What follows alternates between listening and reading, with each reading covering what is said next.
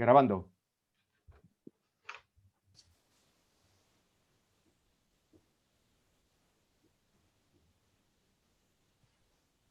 Ja? Començo. Quan tu vulguis. Molt bona tarda, benvinguts a tots. Tindreu que excusar perquè ho farem en castellà perquè té tant èxit aquests webinars organitzats pel doctor Pedraza, que ara comencem la tercera temporada, que tenim gent de fora de Catalunya. Muy buenas tardes, bienvenidos a esta tercera temporada, tercera edición de webinars. La primera fue post-COVID porque era lo que nos tocaba y esta tercera va sobre actualización de temas radiológicos. Esta es la primera de esta tercera temporada y empezaremos con un tema muy técnico pero muy interesante que creo que todos tendríamos que tener unas nociones básicas que nos explicarán hoy dos radiólogos que están muy metidos en ello, ¿no? Como es dentro de la inteligencia artificial, que nos hablarán de conceptos generales, nuevas perspectivas y también de una lectura crítica. Nos lo modera la doctora Nuria Rosón, que es miembro también de la Junta Directiva y es jefe clínico del Vall d'Hebron, y quien lo lidera es el doctor Salva Pedraza, que también es jefe del territorial director del Hospital Trueta, ¿no? de Girona, y los ponentes que tenemos son de lujo. El doctor Daniel Eiroa, que es un adjunto del Vall d'Hebron, y el doctor Marcos Busto, que aparte de ser un gran radiólogo, he compartido con él 20 años y doy fe de todo su conocimiento. Ya no quiero decir nada más, quiero pasar la palabra a los que me siguen. Bienvenidos todos y gracias por vuestra asistencia. Muchas gracias, Teresa. Dar la bienvenida a todos a este primer webinar de la tercera temporada. Solo recordarles que desde Radiólogos de Cataluña hemos preparado 10 webinars para actualizar temas importantes para el día a día de todo radiólogo. Este es el primero de inteligencia artificial, como Teresa ya ha comentado. Después el doctor Máiquez nos moderará uno sobre biopsias de mama. Después la doctora Franco sobre actualización de la elastografía fuera del abdomen. El doctor Ricard Pérez, actualización de intervencionismo osteomuscular. El doctor Pineda hablará y moderará una mesa sobre la imagen en la enfermedad pulmonar relacionada con el tabaquismo. El doctor Leandro Fernández moderará una mesa sobre prevención del daño renal por contraste. La doctora Oleaga nos actualizará el tema de los sistemas de gestión de dosis radiológica. El doctor Tomaselo nos recordará y nos actualizará el tema del tratamiento endovascular del ictus. La doctora Maristán nos hablará de humanización en radiología. Y finalmente el doctor Donoso nos explicará la solución a problemas con la inteligencia artificial.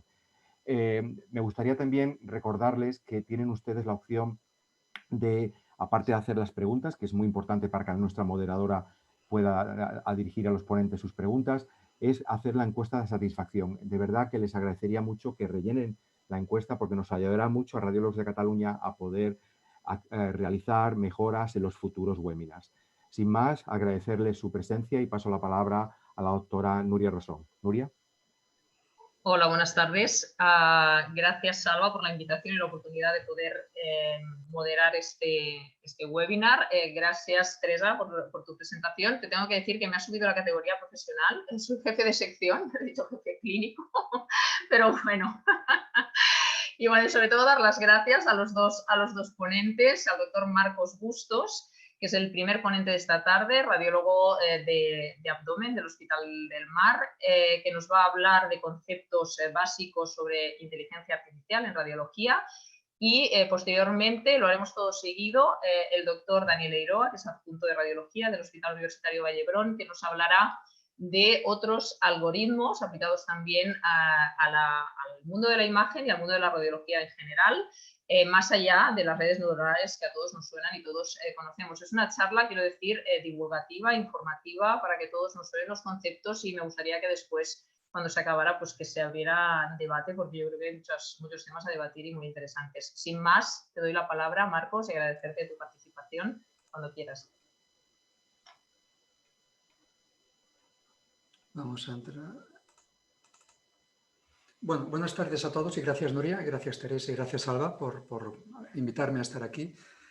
Pues vamos a empezar a hablar de la inteligencia artificial, como comentaba Nuria, conceptos generales y nuevas perspectivas, pero tendremos un pequeño momento para hacer una lectura crítica, para poner las cosas un poquito en su sitio.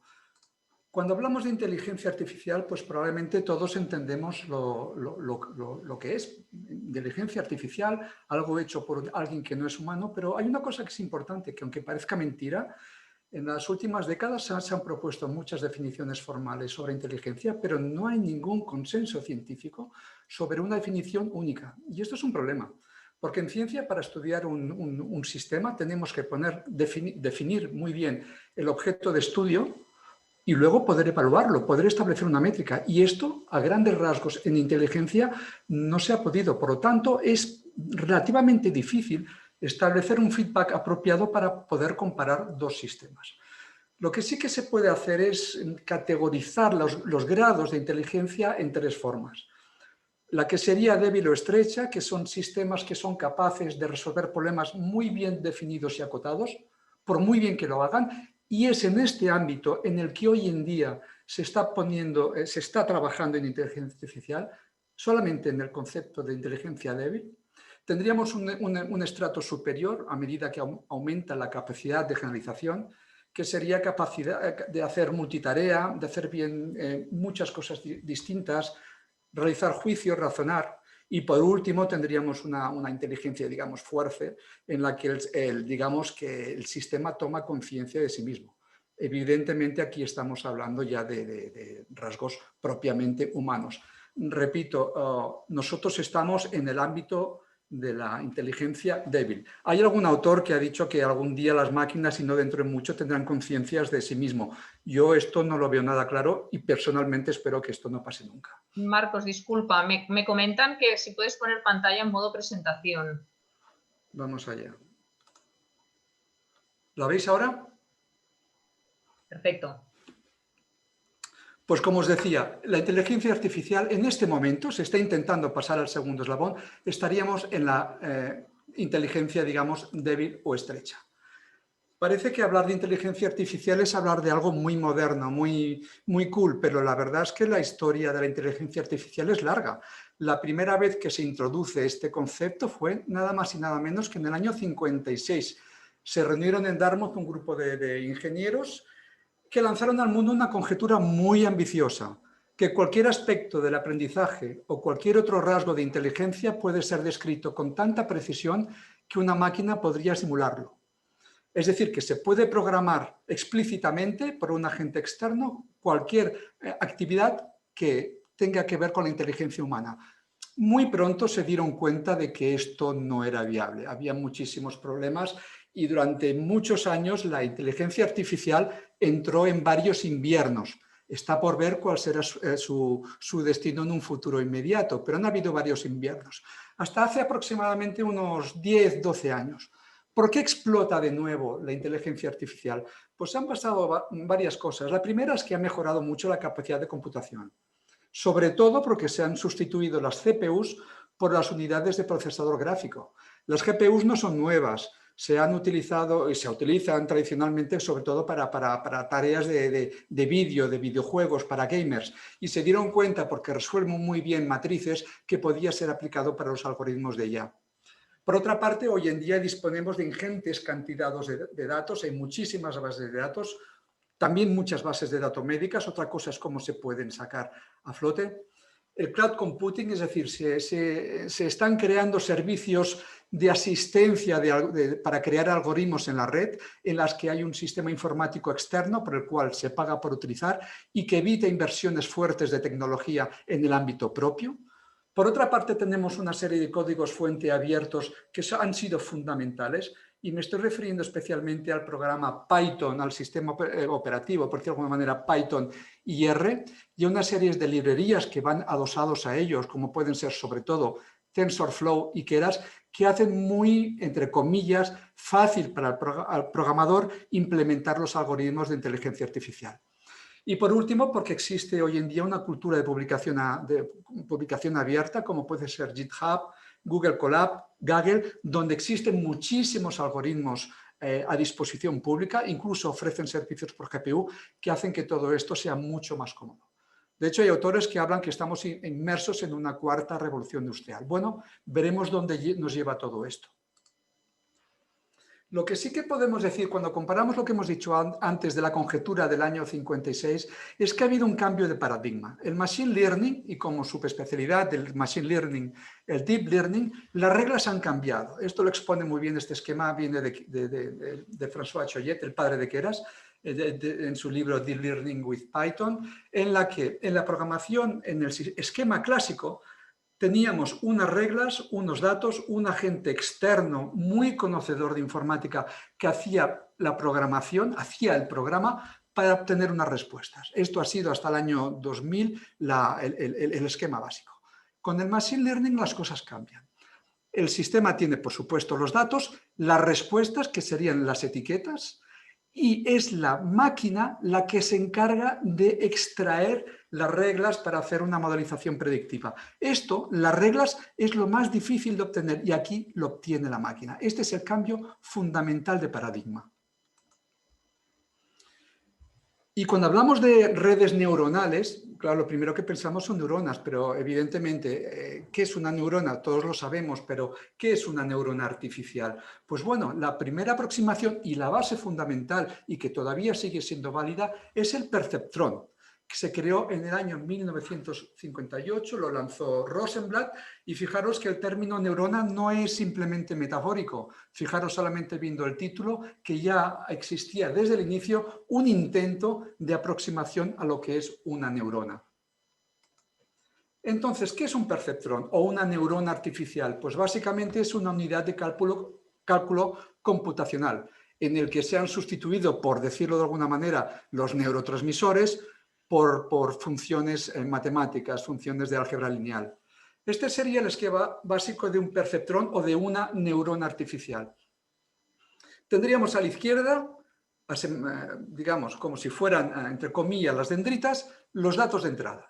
Los datos de entrada o el input tienen que ser datos de tipo numérico, que normalmente vienen de forma tabulada. Las imágenes, en cierto modo, también son datos numéricos que están tabulados. Estos datos numéricos entran en el sistema y son modulados por un elemento que llamaremos peso, que se multiplicará a cada uno de los datos. Y aquí, en el interior o el cuerpo de la neurona, se produce una suma algebraica del producto de los datos por sus pesos y el número o la cifra resultante es filtrada por una función de activación. Hay muchos tipos de activación, de funciones de activación que han ido evolucionando con el tiempo, pero básicamente su función es definir si existirá una salida o no al sistema. Y esto produce un resultado que sería el output, es decir, entrada de datos, procesamiento y resultado, que sería el axón y que comunicaría con otras, eventualmente con otras neuronas. Si nosotros colocamos un perceptrón o una neurona al lado del otro y vamos creando diferentes capas, tendríamos una capa de entrada, los datos, las neuronas en las capas intermedias, se pueden poner tantas como queramos, y una capa de salida. La capa de salida tendrá tantas neuronas como clasificaciones queramos. Una clasificación binaria de sí no tendría solamente 2 neuronas y una clasificación multicategórica tendría varias neuronas. Este es el esquema básico de una red neuronal artificial y que hoy en día sigue siendo válida, se sigue utilizando y por muy complejas que sean las redes actuales, el esquema básico sigue siendo el de capas densamente conectadas. Hay un flujo de datos desde la izquierda hacia la derecha, como hemos comentado, para dar un resultado. Pero la pregunta clave es: estamos ante un sistema supervisado que conoce previamente las etiquetas y el valor estimado, el que nos ofrece el sistema, es igual al valor real, a la solución real. En un mundo ideal, en una situación ideal, el valor resultante sería igual al valor real, pero la realidad no es esta. Existe siempre un diferencial, una diferencia entre el valor real y el valor estimado. Por lo tanto, existe siempre un grado de error. Entonces, ¿cómo modula el sistema así? Pues lo hace a través de 2 elementos que asisten al sistema para resolver este diferencial o al menos minimizarlo. la llamada función de coste, importantísima, función de pérdida, y un optimizador, que básicamente, clásicamente, es el llamado gradiente descendente estocástico, que fundamentalmente, repito, lo que hace es tratar de determinar el error entre el valor estimado y el valor real con el fin de optimizar los parámetros de la red neuronal. Por lo tanto, del flujo que antes veíamos de izquierda a derecha, ahora vamos a volver de derecha a izquierda al punto inicial propagando retrógradamente el error. Y entonces, en todo este sistema que hemos explicado, hay este factor, el que llamábamos peso, que es el único factor entrenable. El sistema va a modificar los valores numéricos de los pesos para volver otra vez hacia adelante y tener un output. El sistema volverá a medir el error y en función de que sea más o menos alto, volverá una y otra vez de manera iterativa hasta intentar minimizar en el mayor grado posible la diferencia entre el valor real y el valor estimado por el sistema. De hecho, si hiciéramos un resumen del aprendizaje de un sistema, podemos decir sin duda que el problema de aprendizaje en las redes neuronales se formula básicamente en términos de minimizar la función de coste o la función de pérdida asociada.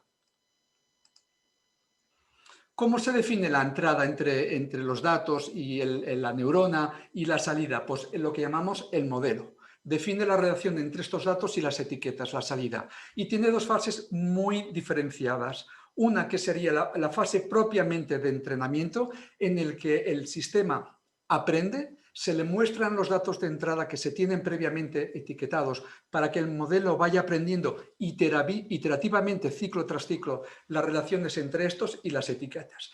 Y luego existe una segunda fase, que sería la fase de predicción, en el cual al sistema se le obliga a aplicar ejemplos que previamente no están etiquetados para ver si éste es capaz de resolverlo, es decir, de acertar en la predicción. Es decir, si el sistema es capaz de generalizar, siempre desde un ámbito estrecho. Si se considera que el modelo es válido, que ha aprendido bien y que generaliza bien, entonces será cuando lo podremos poner en producción y lo importante es que se pueda integrar en el flujo de trabajo.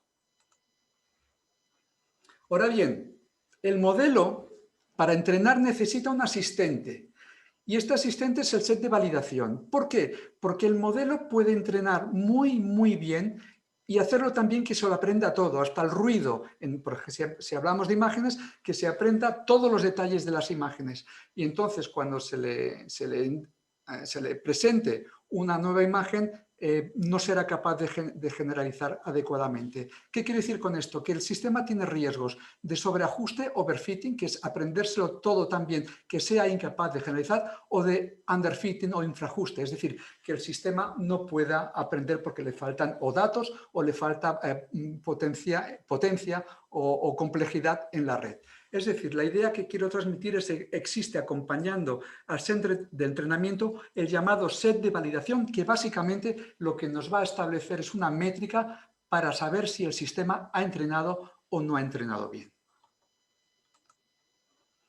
Bueno, vamos a hablar, este es el esquema básico de la red artificial. Vamos a ver qué pasa con las imágenes. Las imágenes son también datos que son tabulados. Son valores de píxeles con valores enteros entre 0 y 255 que están en una parrilla, en una matriz de 2×2. Posiblemente, o casi seguramente, el boom de la inteligencia artificial en estos últimos años ha sido gracias al tratamiento de las imágenes con las redes convolucionales. De hecho, se parecen bastante a las artificiales, tienen neuronas con sus pesos. Cada neurona recibe inputs, cada neurona recibe una función de activación, existe función de pérdida, existe un optimizador y hacen tareas de clasificación, lo mismo que lo que hemos visto hasta ahora. Ahora bien, ¿cuál es la clave? Es que se intercala entre la red neuronal y la imagen lo que se llama una base convolucional, es decir, un sistema que lo que va a intentar hacer es desgranar, filtrar, destilar esta imagen para crear una serie de extracción de features, de características de bajo nivel, de medio nivel y de alto nivel. Si tenemos aquí una imagen de una cara, empezará con pequeñas líneas, poco a poco irá configurando elementos, rasgos de la cara y al final generará un modelo mucho más complejo. Esta es la base de las redes neuronales convolucionales. Interponer entre ella y el clasificador una estructura convolucional. No voy a entrar en detalles de programación, pero una cosa que me gustaría dejar, a mí me ha impresionado cuando empecé a mirar esto, y es que con muy pocas líneas de código, esto es un código de una red neuronal convolucional muy simple, eso sí, muy simple, pero que ya sería capaz de discriminar algunas cosas. Fijaros que con muy pocas líneas de código, esto sería en Python, el sistema puede generar sistemas de clasificación, con muy pocos niveles de código.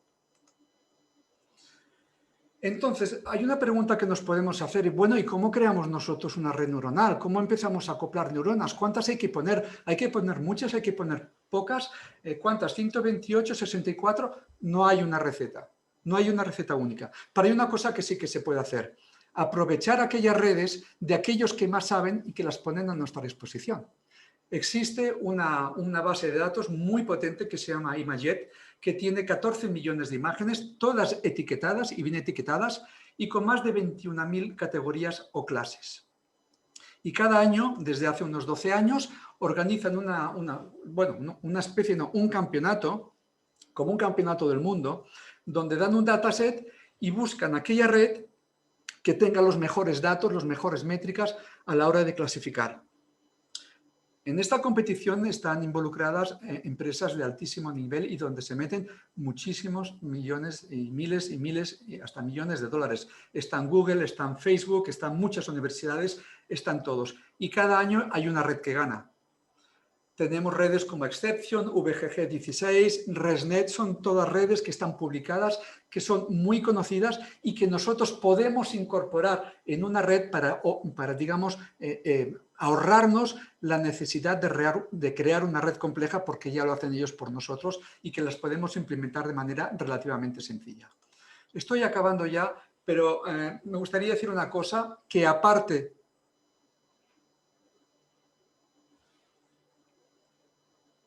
Creo que tenemos...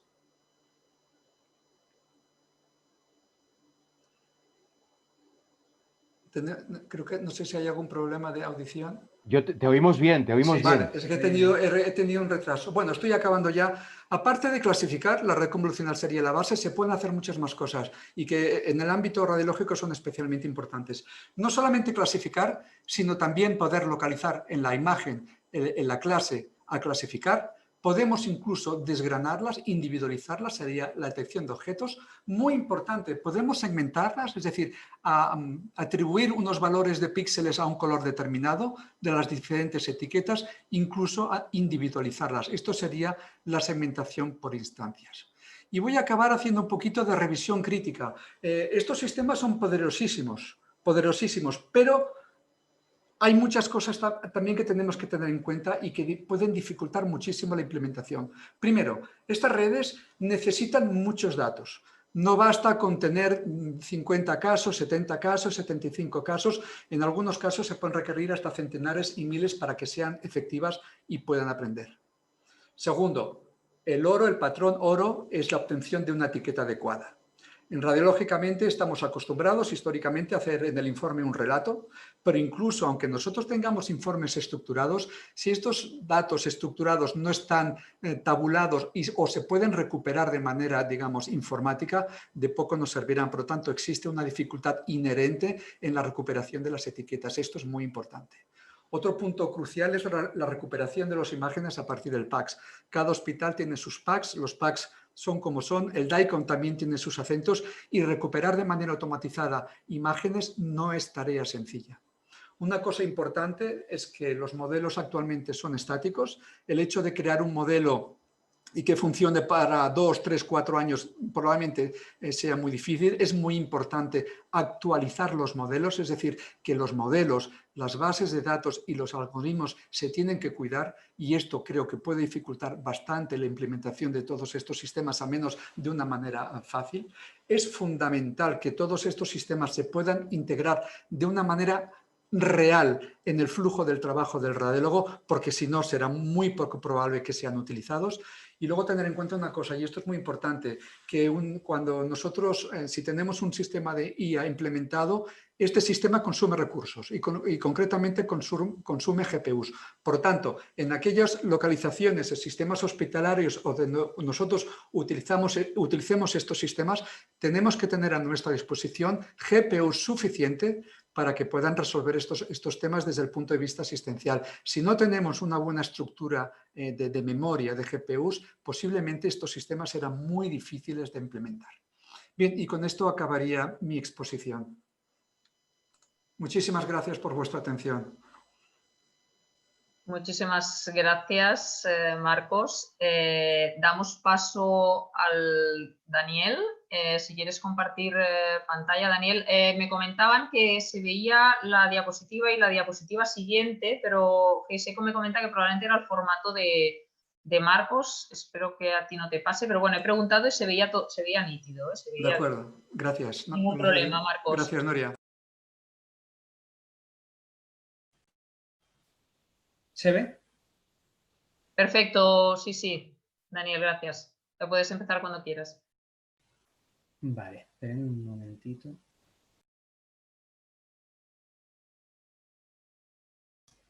Se me oye, ¿verdad? Se te oye. Vale, genial. Vale. Pues empiezo. Muy bien, pues nada, una de las ideas clave que tenemos que sacar de la charla de Marcos es que para llevar a cabo una tarea de Deep Learning vamos a necesitar unas etiquetas a ser posible de calidad, una función de pérdida o de coste que le permita saber al algoritmo lo bien o lo mal que lo está haciendo a lo largo del entrenamiento y una arquitectura de red neuronal adecuada para la tarea que yo quiera llevar a cabo. A este respecto, la primera parte de la charla pues va a ser de definición de tres tipos de arquitectura de red neuronal. Primero hablaré de las redes GNU o UNets, segundo de las redes generativas antagónicas y por último de las redes neuronales recurrentes y transformadores, que los junto, aunque son dos tipos de red diferentes, los junto en la misma. Empezamos con las redes neuronales GNU, que sirven esencialmente para la segmentación. Las redes neuronales GNU, ¿por qué se llaman así? Pues porque tienen forma de U, ¿de acuerdo? De tal manera que nosotros... Después et parlaré tu. Teresa, se te está viendo. ¡Ay, perdona! No pasa nada. De tal manera que vamos a tener, lo que le vamos a aportar es una imagen y lo que nos va a devolver es un mapa de segmentación de esta imagen, ¿no? Volvemos a estas imágenes de las ovejas que comentaba Marcos. De tal manera que el output que nos va a devolver va a ser como un mapa de segmentación que se coloca sobre la imagen que le aportamos, con lo cual ha de tener la misma información espacial. Y por eso tienen esta morfología precisamente, porque en la etapa descendente o de contracción lo que va a ir haciendo es acumular información en matrices cada vez más pequeñas que después en la etapa de expansión va a ir aplicando al factor espacial de la imagen hasta terminar con la imagen real, ¿de acuerdo? Vale, ¿y por qué no utilizamos una red convolucional normal como las que hemos visto y hacemos todo este tinglado? Pues entre otras cosas porque este tipo de red neuronal nos permite una mayor precisión en la segmentación y a menor tamaño de imágenes que le aportemos para entrenarlas nos da unos resultados mejores. Para ello, este es un ejemplo de segmentación no solo del contorno hepático, sino de lesiones, en este caso lesiones tratadas por radiofrecuencia. Y este es otro ejemplo que utiliza este tipo de algoritmos de Machine Learning frente a los algoritmos típicos de segmentación que ha sido siempre basado en reglas y en similitud de píxeles para la segmentación del músculo, por ejemplo, en estudios de sarcopenia. Pasamos a continuación a las redes generativas antagónicas, que como su propio nombre indica, su cometido es la generación de imágenes, imágenes como estas. Estos son personas que no existen, son imágenes creadas por una red antagónica entrenada entre otras por una institución que es NVIDIA, que es una de las empresas más punteras en tarjetas gráficas, y que igual que existe esta página web, pues tienen otras también que te crea cuadros, obras de arte, moléculas, etc. Entonces, la arquitectura de las redes neuronales antagónicas tiene como elementos principales un conjunto de imágenes reales que le vamos a aportar nosotros, un generador que sin ver las imágenes reales en ningún momento va a intentar generar imágenes similares. ¿Y cómo lo hace? Pues gracias al discriminador. El discriminador va a intentar discriminar, como su propio nombre indica, entre las imágenes reales y las imágenes creadas por el generador. Lo podemos asimilar a la película Atrápame si puedes, donde Leonardo DiCaprio encarna a Frank Cabañale, que es un estafador que, entre otras muchas cosas, pues intenta falsificar cheques de la Panam, ¿no? Y así se hace rico. Con lo cual, nuestro generador sería Leonardo DiCaprio creando cheques cada vez más fidedignos y exactos, y nuestro discriminador sería Tom Hanks. Cuantos más cheques pilla Tom Hanks, más perfecciona la técnica Leonardo DiCaprio. Pues esto básicamente es el funcionamiento de una red neuronal generativa, que entre otras muchas cosas sirven para aumentado de datos. Ya veremos a continuación. Pero bueno, este es el entrenamiento de una red real, cuyo cometido era crear imágenes de resonancia magnética de cerebro. De tal forma que vemos cómo en las primeras iteraciones lo que crea es ruido. A medida que va iterando, pues bueno, pues ya podemos ver algo similar a un círculo un poco más blanco en el centro, y conforme van pasando las vueltas de entrenamiento, cada vez crea imágenes más parecidas a una resonancia de cerebro, con salvedades, pero bueno, podemos decir que se parecen, ¿no? Esto todo, recordemos, sin ver las imágenes de resonancia de cerebro reales que nosotros le estamos asignando, sino a lo largo de las vueltas de entrenamiento le va diciendo, bueno, pues mira, resulta que si yo le paso imágenes con la periferia con píxeles negros, se la cuelo, por así decirlo, se la cuelo más al generador que si se la paso con píxeles blancos. Resulta que si en medio también pongo píxeles negros, pues más. Y así va él puliendo la técnica. Esto se puede utilizar, como decía Marcos antes, necesitamos cantidades ingentes de datos para entrenar a una red neuronal, por ejemplo, que nos clasifique lesiones hepáticas, de tal manera que a lo mejor tenemos muchos quistes, muchos hemangiomas, pero no tenemos tantos ejemplos de metástasis. Pues podemos crear imágenes sintéticas de metástasis mediante este tipo de redes neuronales y utilizarlas para entrenar otro tipo de algoritmos, ¿de acuerdo? Todas estas imágenes, tanto de quistes como de metástasis, como de hemangiomas hepáticos, son creadas por una red neuronal de este tipo, una red neuronal generativa antagónica, y además ellos las utilizaron para crear para entrenar un algoritmo de clasificación de imágenes, incrementando muchísimo la exactitud de ese algoritmo.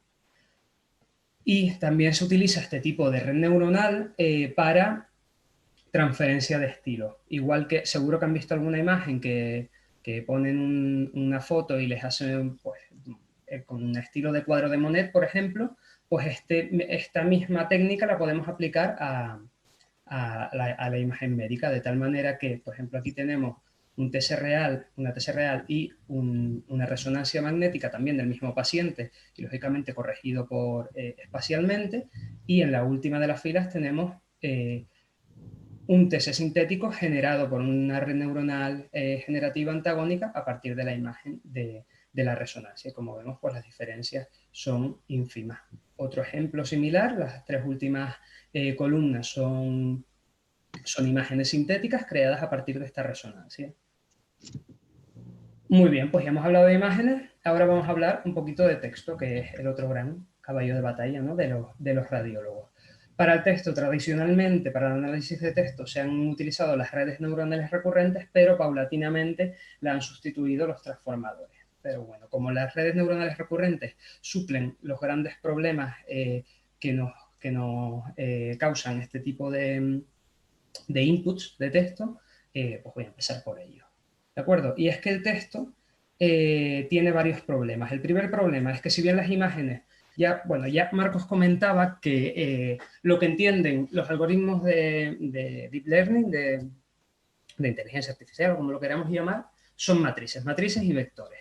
Y las imágenes nativamente son matrices, pero el texto no. Con lo cual el primer problema es que tenemos que transformar el texto a vector o a matriz, ¿de acuerdo? El siguiente problema es que el input de una red neuronal que transforma imágenes, nosotros podemos decirle, vale, pues es de 256 por 256 y ya nos encargaremos de comprimir la imagen original o aumentarla para tener un input de ese tamaño. Pero el texto no lo podemos comprimir o aumentar porque depende de la longitud, ¿no? Una palabra no tiene el mismo significado que 20 palabras. Y además, importante es que el texto, en un texto, cada palabra depende no solo de sí misma, sino de las palabras que tienen alrededor. Y este es uno de los grandes problemas de este tipo de redes neuronales, que la comprensión del contexto, que es una cosa en la que somos bastante buenos los humanos, pues condiciona una problemática para las redes neuronales, para los ordenadores, vamos. Entonces, el primer problema, que es convertir las palabras en vectores, se hace con un tipo de redes neuronales que disminuye la dimensionalidad de ese vector y a su vez agrupa el vocabulario según criterios, esto es aprendizaje no supervisado, según criterios que a él le parece y que va aprendiendo, ¿vale? Y esto es lo que se conoce como embedding. Al final, un embedding es la transformación de un texto en un vector, ¿vale? De tal manera que las palabras más parecidas, más similares por contexto, por significado, están más cerca que las que no son tan parecidas. El segundo problema es el del input variable, ¿no? Podemos tener frases de 3 palabras, de 1 palabra, de 8 palabras o de 18 millones de palabras.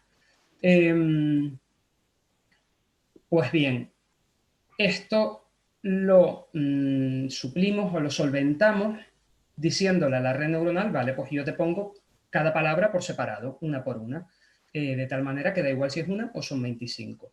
Si nosotros, por ejemplo, tenemos una red neuronal que se encarga de, a partir de un texto dado, averiguar o predecir o etiquetar o clasificar si hay malignidad o no, probablemente al pasarle palabra por palabra, pues vale, aquí ve un no, analiza que hay un no.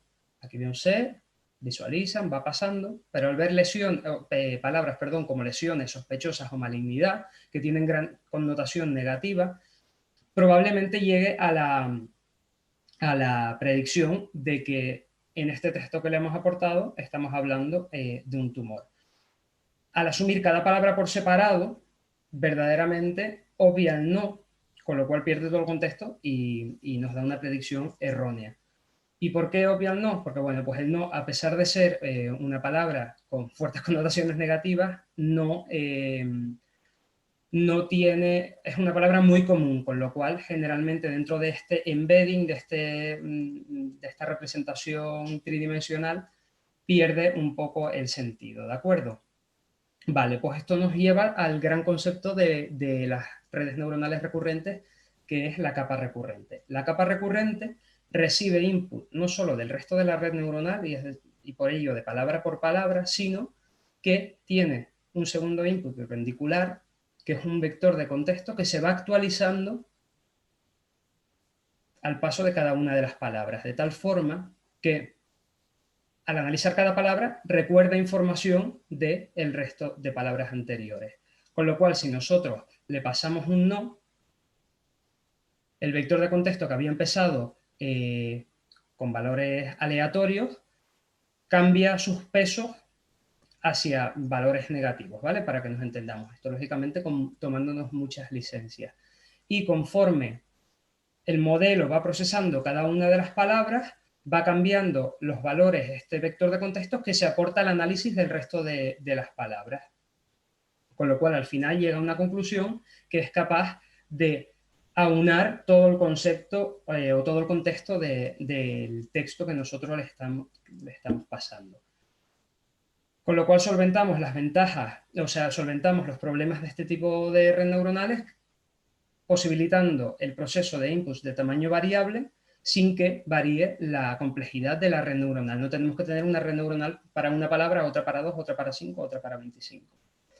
Pero los inconvenientes son, primero, que cuanto más largo es el texto, más se satura y se contamina este vector de contexto, con lo cual va recibiendo palabras que a lo mejor nosotros sí que podemos sintetizar en conjunto, pero él se va perdiendo entre no, sí, sugestivo, compatible y va perdiendo un poco de información. Y segundo, que al tener que pasar absolutamente todas las palabras para llegar a una conclusión, el entrenamiento de este tipo de redes es muy lento.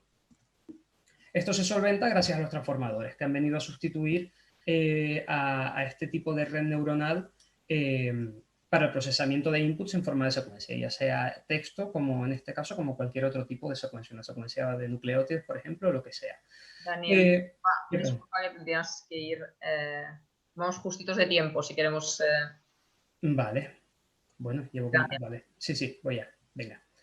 Vale, los transformadores lo que hacen es tomar, por así decirlo, una panorámica de toda la palabra y construir una matriz de correlación de cada palabra con el resto de palabras del texto que le aportamos, ¿no? Este texto es cortito de 8 palabras, pero puede ser una matriz de 100 millones por 100 millones. Esta matriz de correlación, que aquí la represento de forma cromática, pero verdaderamente viene dada por unos pesos, ¿no? Pues cuanto más correlacionadas están las palabras o cuanto más influyen la una con la otra, pues más peso tiene. Por ejemplo, en este caso visualizan, pues tiene una correlación con el resto de valores de los vectores que corresponden al resto de palabras de tanto, ¿no? Dependiendo. Y esto se multiplica por el propio valor del vector y al final se saca una suma ponderada que es lo que nos permite llegar a la predicción, ¿de acuerdo? Esto, que repito, se llama capa de autoatención, es solo una mínima parte de lo que supone la arquitectura de un transformador, que ya les digo que son arquitecturas muy, muy complejas, pero las ventajas que nos ofrecen este tipo de redes neuronales es que estudian toda la secuencia de una sola vez, con lo cual son mucho más rápidas de entrenar que las redes neuronales recurrentes. Y además pierden este problema de memoria a corto plazo del vector de memoria o vector de contexto de las redes que veíamos. Y además la propia arquitectura de la red permite no solamente analizar texto, sino generarlo. Aquí pongo un ejemplo de la red GPT-3, que es uno de el generador más moderno, que tiene un montón de parámetros, es una red neuronal bastante compleja, que sirve en un montón de contextos, entre ellos el médico. Y esto es un ejemplo real que al aportarle un informe radiológico es capaz de traducirlo, por así decirlo, al lenguaje llano que puede comprender pues cualquier paciente. En el repositorio de GitHub que pongo aquí en la diapositiva pueden acceder a otros ejemplos y también al código. Y ya por último, pues termino con 3 escenarios o 3 casos de uso específicos donde las herramientas de redes neuronales, o sea, estas herramientas de inteligencia artificial, de Deep Learning, pueden ayudarnos. Mucho más allá de la detección o de la clasificación de imágenes, entre ellas la optimización de dosis para reducción de ruido y artefactos, no solo en la TC, ¿no? que nos puede, adquiriendo imágenes a baja dosis, generar imágenes de resolución o calidad similar a la de dosis estándar, sino también en la resonancia magnética disminuyendo artefactos, de tal manera que secuencias que en la actualidad se tienen que obtener en apnea, o si no tenemos estos artefactos espantosos de respiración, son capaces de solventarlos, ¿no? De tal manera que aquí, por ejemplo, tenemos la secuencia obtenida en apnea, el mismo paciente, la secuencia obtenida en respiración libre, y ya en la última columna, esta misma secuencia, pero tras aplicarle el filtro o el algoritmo de reducción de ruido, donde vemos que incluso los vasos se delimitan muchísimo mejor. En el ámbito de la ecografía, pues hay también multitud de puntos donde es susceptible de ayudar este tipo de algoritmos, desde reducción de ruido y preprocesamiento de imágenes hasta registro e incluso informes automatizados o sugerencias de informes multimedia, pero la realidad es que lo que hay hasta el momento investigado es clasificación y segmentación como prácticamente el resto de la radiología, ¿de acuerdo? Y ya por último, en multitud de puntos del workflow del paciente, ¿no? Desde que entra en el servicio de radiodiagnóstico, desde que el clínico peticionario solicita la imagen hasta que nosotros informamos. De tal manera que se pueden crear algoritmos que sugieran estudios dependiendo de la información clínica que se aporta, automatización de protocolos, optimización de agendas, incluso de personal, ¿no? De predicción de no-shows, etcétera. Protocolos de visualización automáticos en la estación de trabajo, dependiendo no solo de la modalidad, no como hasta ahora, sino del tipo de estudio. Motores de búsqueda en el PACS basados en imágenes o algoritmos de comunicación de hallazgos incidentales que tengan relevancia clínica. Y ya para concluir, pues nada, hemos dejado atrás el paradigma de la clasificación y detección un poco y nos movemos hacia modelos que proporcionan ayuda en otros puntos del workflow del servicio de radiodiagnóstico, que la evolución de estos algoritmos ha sido y seguirá siendo rapidísima, lo cual también puede limitar su uso en la práctica clínica real, y también hay problemas de implementación natural, ¿no? Que si yo al final tengo que acceder a 7 programas diferentes para hacer una cosa que, bueno, pues que a lo mejor hago yo manualmente, pero la hago mucho más rápido, pues siempre va a ser un obstáculo a la hora de implementarlo. Bien, eso es todo. Muchas gracias por la atención y disculpen si me pasé un poco de tiempo. No. Has ajustado finalmente bastante bien. Lo que pasa es que como sabía que te quedaban bastantes diapositivas, por eso te interrumpí. Vale. Disculpa tú, Daniel. Que me asusté. No, pero es que como sabía, las conocía las diapositivas. Vale. Yo os transmito una pregunta que de hecho me ha gustado mucho que le hicieran porque es una pregunta que hemos estado discutiendo justo antes de empezar vuestras ponencias. Y os comento, el doctor Albert Pons, que es neuroradiólogo de Belviche, pregunta: ¿consideráis que pasa el futuro de la radiología por la formación especializada de los radiólogos en métodos de inteligencia artificial, o por contra pasa más bien por incorporar especialidades no médicas en los servicios de radiología, ingenieros, físicos, matemáticos, que fueran los que dieran forma al enfoque vía métodos de inteligencia artificial de los problemas clínicos y de investigación planteados por los radiólogos? Ambas son correctas.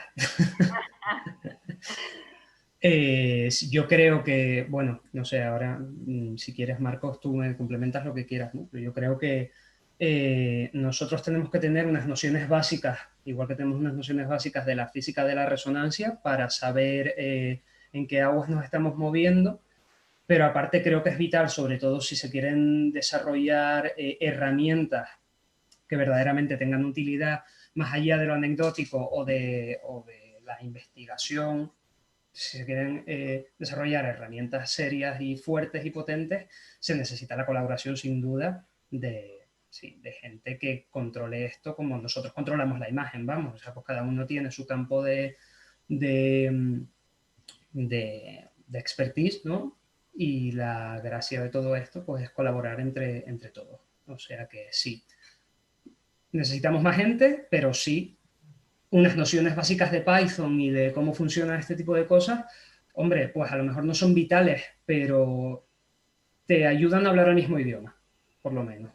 Yo estoy de acuerdo, Daniel, pero yo me gustaría decir, totalmente de acuerdo con lo que comentas, pero me gustaría, es fundamental el trabajo multidisciplinar, es decir, que poder incorporar, consultar a estadísticos, a ingenieros, por supuesto, pero que seamos ambiciosos. Es decir, que no deleguemos tareas que pensamos que lo pueden hacer otros, porque yo creo que podemos hacer mucho más de lo que nosotros pensamos. No creo que no hay que asustarse ante un código de Python, porque si se entra poquito a poquito, y ahora me dirijo sobre todo a los radiólogos jóvenes, que posiblemente son los que más tengan que lidiar con todo este tema, que sean ambiciosos y que no piensen que esto es una cosa exclusivamente para físicos, para ingenieros, que podemos dar mucho de sí y que estos temas, aunque al principio puedan parecer que asustan, no voy a decir que son simples y sencillos, pero creo que en otros campos hacemos cosas muchísimo más complicadas. Por ejemplo, por poner un catéter en la carótida y llegar a la arteria cerebral media. Creo que eso es más complejo que entender algunos de esto de Python. Es decir, mi idea sería, sobre todo los jóvenes, tener ambición, no dar la espalda a este fenómeno. Ya veremos cómo acaba, pero que podamos escribir nosotros el futuro de todo esto, porque si no, si somos simplemente espectadores pasivos, posiblemente nos pasen por encima. Bueno, un poco es la cuestión que planteaba el doctor Pons, ¿no? Que ni un extremo probablemente ni el otro, o sea, ni que el radiólogo tenga que meterse en realizar, como dice él, pues algoritmos complejos, ¿no? Sino que probablemente tenga que ser el director de orquesta, ¿no? De los proyectos, pues que luego, ¿no? Se lleven a cabo conjuntamente con expertos mucho más concretos en métodos de inteligencia artificial. Pero Nuria, con conocimiento de causa. Exacto. Tengo entendido que, por ejemplo, hay R1, R2 en Estados Unidos que ya están comenzando a programar con Python. Creo que cuando digo Python podría decir R, es decir, que nos hemos de acercar un poquito más. Yo creo que hay que ser en este sentido ambicioso. Ahí quiero yo apuntar que en nuestro hospital también tenemos R2 y R3 que están... Perfecto, pues yo creo que este sería el camino, Daniel. Bueno, tenemos otra pregunta del doctor Belmonte, del Hospital Clínic, que nos... primero dice, buenas presentaciones. Gracias. Y luego, si el algoritmo falla, puntos suspensivos, ¿quién lo controla? ¿A quién imputaremos el error? ¿Quién certifica cuál es el algoritmo mejor para resolver nuestra cuestión diagnóstica? Es una muy buena pregunta. Yo creo que es una pregunta, si me permites, Dani, luego tú lo complementas, yo creo que no está resuelto esto todavía porque todavía no se ha implementado de manera generalizada. O sea, las redes, como decía Daniel, están avanzando de una manera brutal, pero la realidad de las cosas, la realidad cotidiana es que todavía estamos en sistemas de clasificación. Entonces, hay una métrica, se elige un mejor modelo, este modelo hay que ver bien si generaliza o no, pero al final tiene que haber un chasis jurídico. Y yo creo que esto nos sobrepasa a nosotros, que deje muy claro que si hay algún problema que pueda ser imputable a un fallo del algoritmo, como puede fallar un médico, ¿cómo se solventa esto? Yo creo que es un tema jurídico más que un tema técnico. Y yo creo que al menos yo no tengo conocimiento suficiente jurídico para esto, pero tiene que haber una cobertura jurídica por parte del sistema para tener esto en consideración, de la misma manera que si se equivoca un médico en su quehacer diario.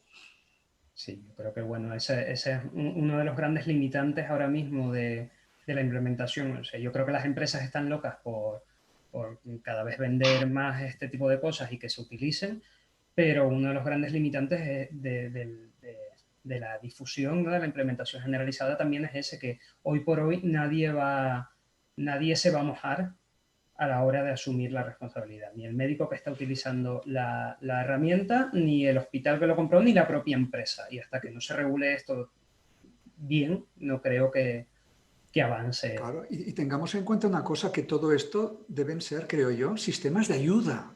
No pueden suplantar al radiólogo. Es decir, no puede haber un diagnóstico de una entidad que le haga una máquina sin ser supervisada. Es decir, al final la responsabilidad del diagnóstico pasa por el médico, el que sea. Es decir, son sistemas de ayuda.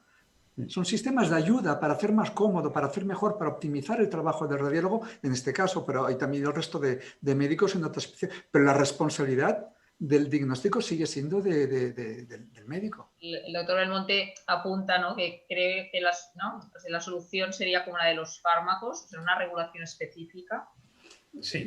Sí, posiblemente.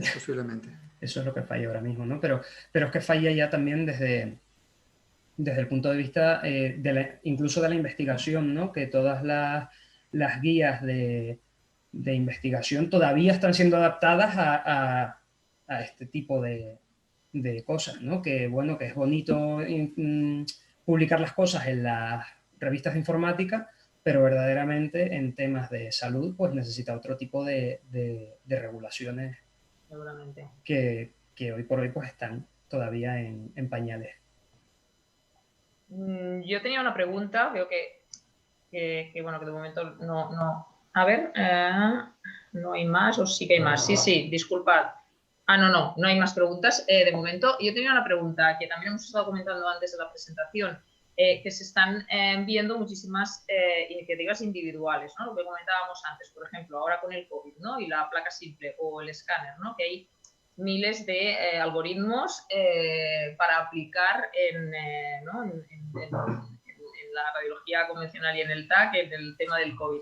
Entonces, mi pregunta es, ¿tanta iniciativa individual es necesaria? ¿Tendría que haber sistemas como más universales o es que realmente las características locales o las características de unos centros concretos o una determinada población obliga a que realmente hayan diversos sistemas de inteligencia artificial para una misma patología? ¿Cómo gestionamos todo esto? ¿Quieres contestar tú, Daniel? Bueno, a ver, yo creo que ahora mismo, dado el estado de la cuestión, está bien que haya muchas iniciativas individuales, verdaderamente. Y creo que dentro de cada hospital hay idiosincrasias que se pueden resolver localmente. Además de que una también de las grandes limitaciones de los algoritmos, pues, por ejemplo, de clasificación, es el funcionamiento con una misma placa de tórax sacada con 4 máquinas diferentes, una de Philips y otra de Agfa. Entonces, bueno, pues si tenemos equipos dentro de cada servicio de radiodiagnóstico que logran pulir adecuadamente un sistema que te haga una tarea, aunque la tarea sea, pues eso, predecirme en una agenda de ecografía quién me va a faltar o qué número de... Ni siquiera me hace falta irnos a cosas y tú la logras ajustar para tus datos y pues perfecto, no te hace falta tampoco venderla. Entonces, yo creo que si nuestro objetivo es crear herramientas comerciales, probablemente pues necesitamos la potencia de muchas personas juntas. Si nuestro objetivo es resolver problemas dentro del servicio de radiodiagnóstico, pues cada uno en su cuadrado. Sí. Y luego tengamos en cuenta una cosa, si hablamos ya de temas comerciales, por ejemplo, si alguien decide adquirir un sistema de predicción con un modelo establecido, los modelos, antes comentaba, y esto ha sido un artículo que se ha publicado ahora hace muy pocos meses en Radiology, los modelos hay que cuidarlos, porque los criterios cambian y uno puede gastarse un dinero en comprar un modelo de un sistema de clasificación y resulta que en un año ya no ser válido. Exacto. Hay que cuidarlos, hay que mimarlos, por lo tanto yo creo que hay muchísimo más trabajo de cultivo, de cuidado, como si fuera una planta, como si fuera una rosa, que no comprar y a partir de aquí este modelo será útil para hasta dentro de 10 años. Yo esto lo veo complicado, lo veo difícil. Y ya se está incidiendo en esto, ¿eh? Ya se está incidiendo en esto. Enlazando con lo de que decía Nani, ¿no? Que decías de la variabilidad, por ejemplo, de aparatos, de la variabilidad de técnicas utilizadas para una misma exploración, ¿no? Yo que he tenido la oportunidad de participar en la lectura de casos de nódulos de tiroides con una empresa que desarrolla sistemas de inteligencia artificial y donde había gran variabilidad de imágenes desde el punto de vista de la calidad, porque eran imágenes de nódulos tiroideos realizados con diferentes aparatos y además con unos que claramente veías que eran aparatos realmente antiguos, con una muy mala imagen ecográfica y otros muy buena. Sí que he notado cuando yo he hecho la lectura, era una lectura que unas veces la hacía el radiólogo, otras veces la hacía el sistema y entonces tú validabas lo que te decía el sistema o si estabas de acuerdo, ¿no? en alguna de las lecturas. Yo sí que he notado que las diferentes calidades de imagen el sistema no las lee igual. Claro. Es decir, para nódulos idénticos desde el punto de vista ¿no? de benignidad, probablemente benigno, ¿no?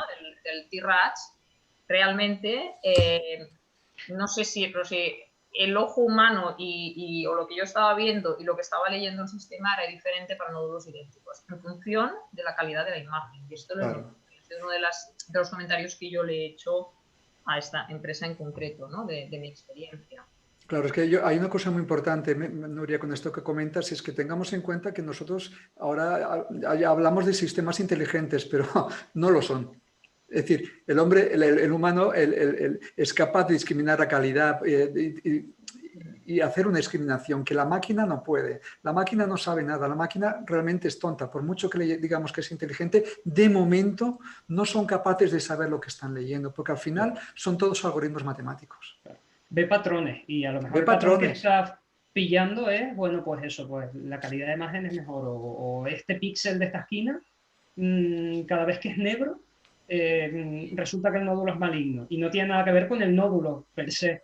Los píxeles blancos aparecían como calcificaciones puntiformes que decías, a ver, porque tengo píxeles blancos también fuera del nódulo del tiroides, Claro, exactamente idénticos, ¿no? Y esto me ha pasado. Hay otra pregunta por aquí de Albert Frutats que dice, antes que nada, imagino que todo debe pasar por una estandarización en la adquisición de las imágenes para que los sistemas puedan analizarlas. ¿Hasta qué punto esto es cierto? Hombre, yo creo que el problema de la estandarización es un problema universal y creo que es muy difícil de resolver. Por ejemplo, para la radiómica, y antes cuando se hacía, con el tema de la funcional, el problema básico era de la normalización, de la estandarización. Yo creo que aquí pasará lo mismo. Ahora, pensar en un universo radiológico estandarizado con la multiplicidad de marcas que tenemos y de sistemas, yo lo veo como mínimo complicado, porque incluso el estándar DICOM no es tan estándar porque tiene sus acentos, es decir, no lo veo fácil. Y creo que en este tema seguiremos teniendo los mismos problemas que como han habido en su momento para la funcional y en su momento o actual para la radiómica. Claro, sí, al final eso. Y si estandarizas para entrenar, tienes que estandarizar para la vida real, porque Es correcto, si no, porque la vida real no es estándar. estás entrenando con datos falsos. Claro, o ideales. Exacto. Muy bien, yo creo que no hay más preguntas, no veo más preguntas en el chat, son las 6 de la tarde.